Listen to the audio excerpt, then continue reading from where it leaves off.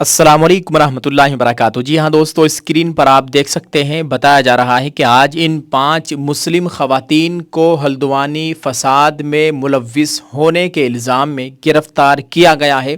Screen पर आप इन 5 मुस्लिम ख़वातीन को देख सकते हैं। दोस्तों, बताया जा रहा है कि मुख्तलिफ़ अकाउंट से ये ख़बर शेयर की गई है कि हल्द्वानी हिंसा में 5 मुस्लिम महिलाएं गिरफ़्तार। उत्तराखंड पुलिस ने अब तक 89 यानी 89 कथित आरोपियों को गिरफ्तार किया है।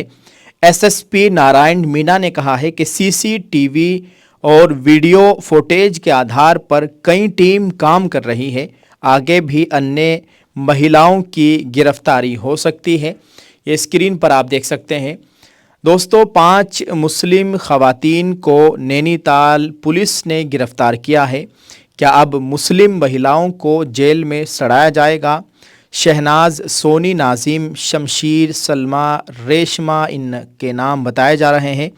ये सभी हल्द्वानी के बनभूलपुरा में हुई हिंसा में शामिल होने के आरोप में इनको गिरफ्तार किया गया है।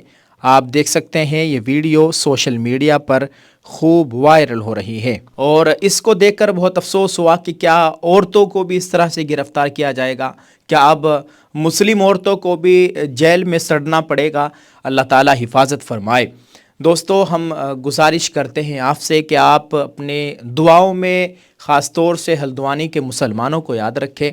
अल्लाह ताला उनकी नुसरत व मदद फरमाए, उनके हाल पर रहम फरमाए और जो भी बेकसूर जेलों के अंदर बंद हैं, जितने भी नाजायज़ मुकद्दमात में घिरे हुए हैं, अल्लाह ताला तमाम की रिहाई के असबाब मुहैया फरमाए। आपसे गुजारिश है कि आप इस वीडियो को शेयर कीजिएगा और कमेंट करके अपनी राय का इज़हार करें। एक दुआया जुमला ज़रूर लिखें। जज़ाकल्लाह। अस्सलामु अलैकुम व रहमतुल्लाहि व बरकातहू।